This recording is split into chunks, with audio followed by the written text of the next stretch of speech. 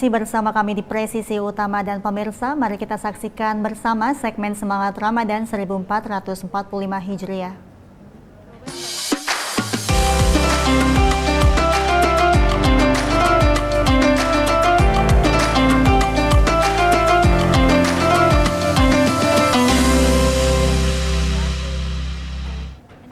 Demi menjaga kondusivitas selama bulan suci Ramadan, Polres Bengkalis maksimalkan patroli sahur on the road. Selain memantau keamanan dan ketertiban masyarakat, sahur on the road juga menjadi bentuk kepedulian kepada warga dengan berbagi sejumlah paket nasi kotak.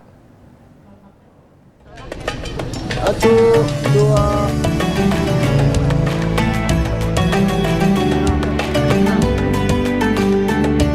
Bulan suci Ramadan menjadi momentum penting untuk mempererat hubungan antara polisi bersama masyarakat. Melalui kegiatan sahur on the road, selain memantau keamanan di tengah masyarakat, Polres Bengkalis juga memanfaatkan kegiatan tersebut untuk mendengarkan langsung aspirasi dan masukan masyarakat dengan makan sahur bersama warga di beberapa titik strategis di Bengkalis.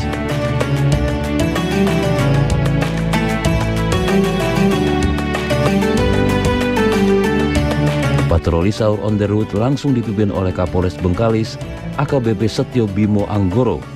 Ia berharap dalam kegiatan tersebut dapat membangun sinergi positif antara kepolisian dan masyarakat, sehingga terciptanya lingkungan yang aman, nyaman, dan harmonis bagi seluruh warga Bengkalis, terutama selama bulan Ramadan. Dari Humas Polres Bengkalis melaporkan untuk Polri TV. Sementara itu, Kapolresta Cirebon, Kombes Pol Sumarni, memimpin patroli roda 2 dan berbagi kebahagiaan dengan anak-anak Ummah Hafiz Cirebon di perumahan TTI Cirebon, Jawa Barat.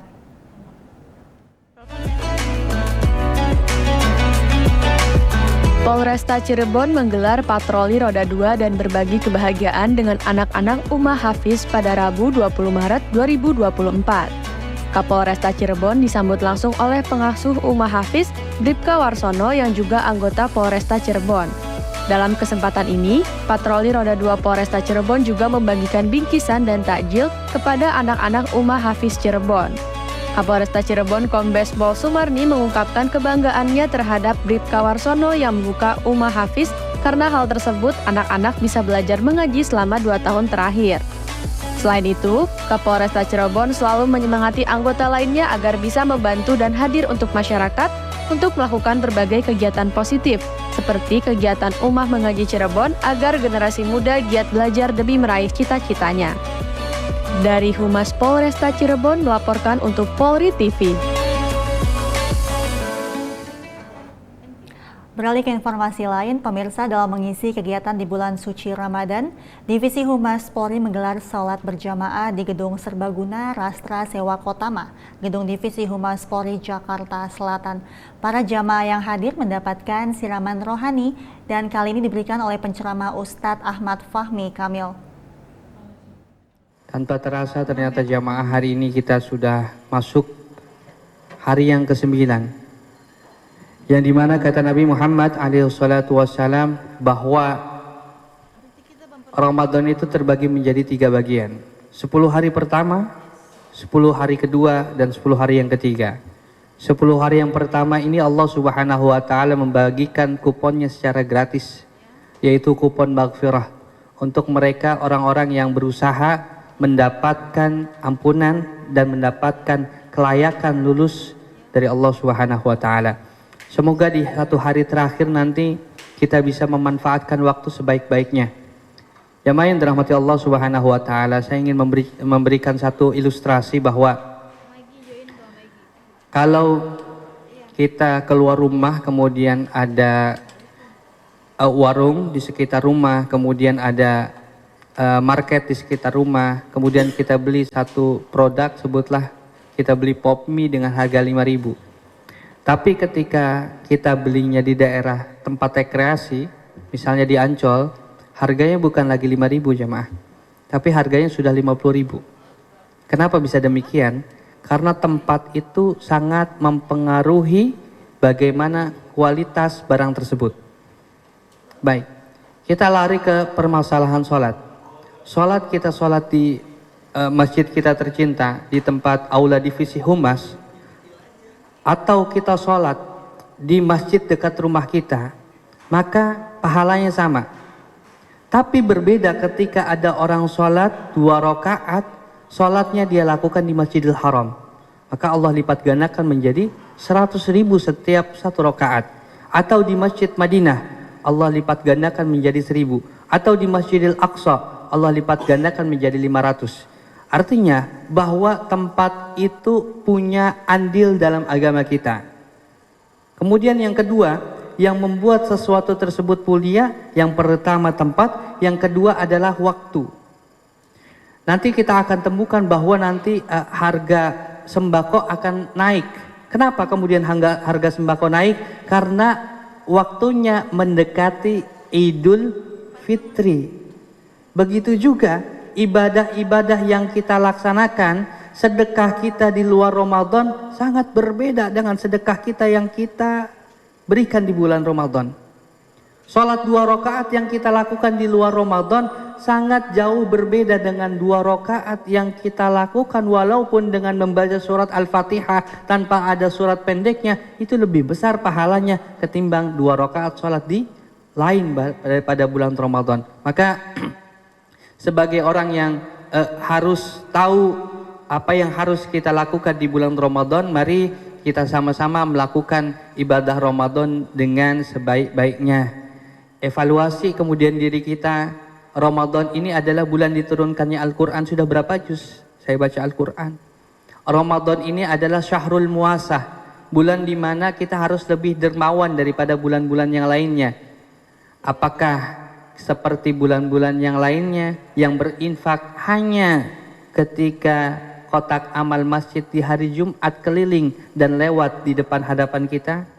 Ini menjadi evaluasi penting bagi diri kita jamaah yang dirahmati Allah Subhanahu wa taala.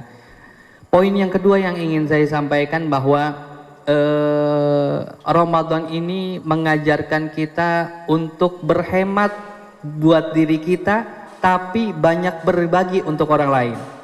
Hemat untuk diri, tapi banyak berbagi untuk orang lain. Allah Subhanahu wa taala melarang sifat boros.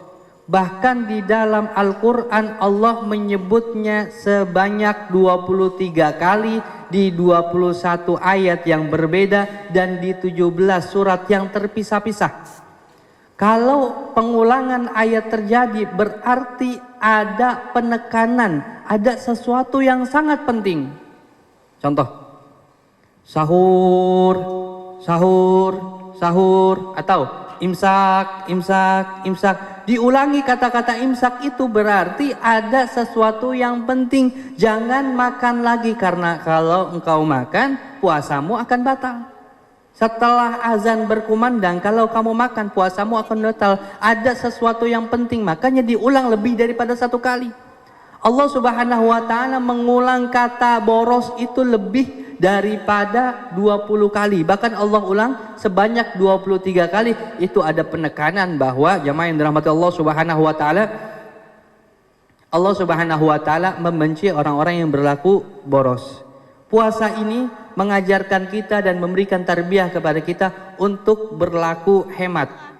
Yang diajarkan oleh Nabi Muhammad SAW, sunnah ketika berbuka, Bapak Ibu semua yang dirahmati Allah Subhanahu wa taala, sunnahnya kata Nabi Muhammad yang paling sunnah adalah engkau makan kurma.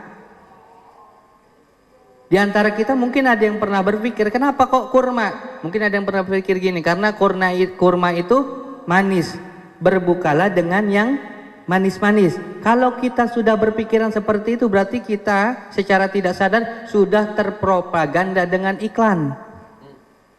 Berbukalah dengan yang manis-manis. Al-Imam Ibn Rajab Al-Hambali dalam kitab Lataiful Isyarat pernah mengatakan satu kalimat yang menurut saya sangat indah sekali. Apa kata beliau? Laisal aid man labisal jadid, walakinal aid man taqwahu tazid. Aid itu bukan orang yang pakai baju baru, tapi aid itu adalah orang yang iman dan takwanya bertambah. Karena yang diperintahkan oleh Nabi, pakailah pakaian yang bagus, bukan pakai pakaian yang baru.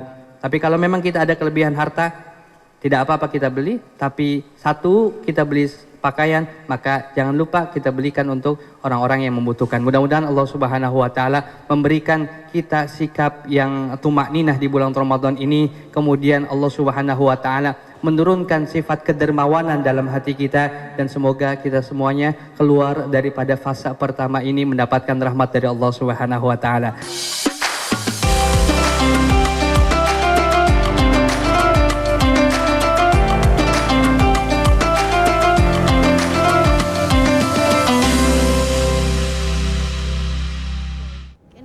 Tetaplah bersama kami pemirsa, Presisi Utama akan segera kembali.